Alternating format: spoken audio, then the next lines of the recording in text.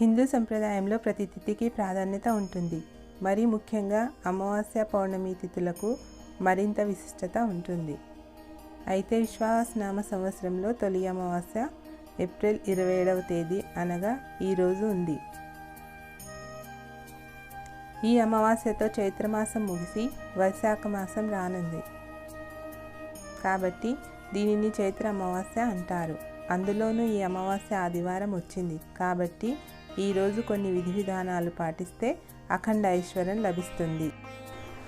చైత్ర అమావాస్య ఆదివారం రావడం చాలా విశేషం. ఎందుకంటే ఆదివారంతో కూడిన అమావాస్య చాలా శక్తివంతమైనది. ఈ రోజున ఏ పరిహారం చేసినా, ఏ పూజ చేసినా అది కొన్ని వేల రెట్ల విశేషమైన ఫలితాలను అందిస్తుంది. ఈ క్రమంలో పాటించాల్సిన నియమాలు.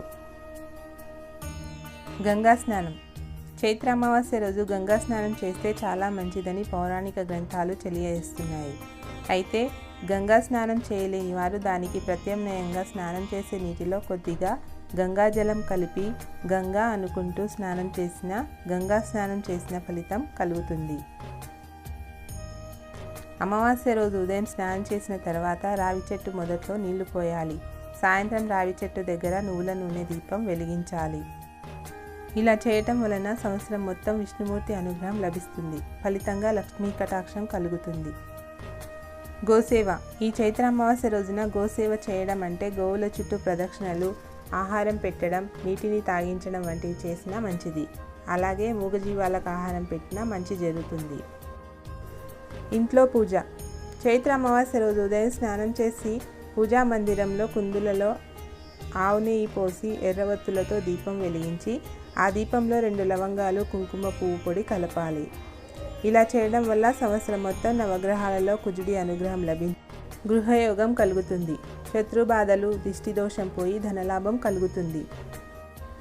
అభిషేకం.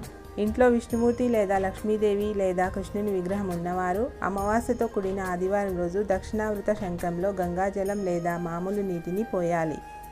అనంతరం ఆ శంఖంలోని నీటితో విగ్రహానికి అభిషేకం చేస్తే అఖండ ఐశ్వర్యం సిద్ధిస్తుంది. ధూపం. చైత్ర అమావాస్య రోజు ఇంట్లో ధూపం వేస్తే సంవత్సరం మొత్తం ఇంట్లో నెగిటివ్ ఎనర్జీ తొలగిపోతుంది, దిష్టి మొత్తం పోతుంది. అందుకోసం ఆవు పేడతో చేసిన పిడకలను తీసుకొని దాని మీద ఆవు నెయ్యి కొద్దిగా వేసి బెల్లం పొడి చల్లి సాంబ్రాణి ఉంచి ధూపం వేయాలి. దీన్నే గుడధూపం అంటారు. ప్రత్యేకమైన దీపం. ఆదివారంతో కూడిన అమావాస్య రోజు ఓ ప్రత్యేకమైన దీపాన్ని వెలిగించి దానిని సూర్యోదయం నుంచి సూర్యాస్తమయం వరకు వెలుగుతూ ఉండేలా చూడాలి.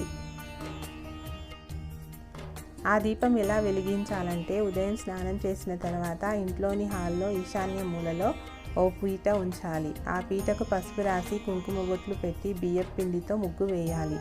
అనంతరం ఆ ముగ్గు మధ్యలో పెద్ద మట్టి ప్రమిద ఉంచి అందులో నువ్వుల నూనె పోసి 3 వత్తులు విడిగా వేసి దీపం వెలిగించాలి. ఇలా వెలిగించిన దీపం చైత్ర అమావాస్య రోజు సూర్యాస్తమయం వరకు వెలుగుతూనే ఉండాలి. ఇలా సాయంత్రం వరకు వెలుగుతూనే ఉండడం వలన సంవత్సరం మొత్తం తిరుగులేని అదృష్టం కలిసి వస్తుంది. తులసి కోట దగ్గర దీపం. చైత్ర అమావాస్య రోజు ఉదయం సాయంత్రం స్నానం చేసిన తర్వాత తులసి కోట దగ్గర ఆవు నెయ్యితో దీపం వెలిగించాలి. ఇలా చేయటం వలన విశేషమైన శుభ ఫలితాలు కలుగుతాయి. ప్రత్యేకమైన దానాలు. ఈ అమావాస్య రోజు నీటి కుండను లేదా తెల్లటి వస్త్రాలను దానం ఇచ్చిన విశేషమైన శుభ ఫలితాలు కలుగుతాయి.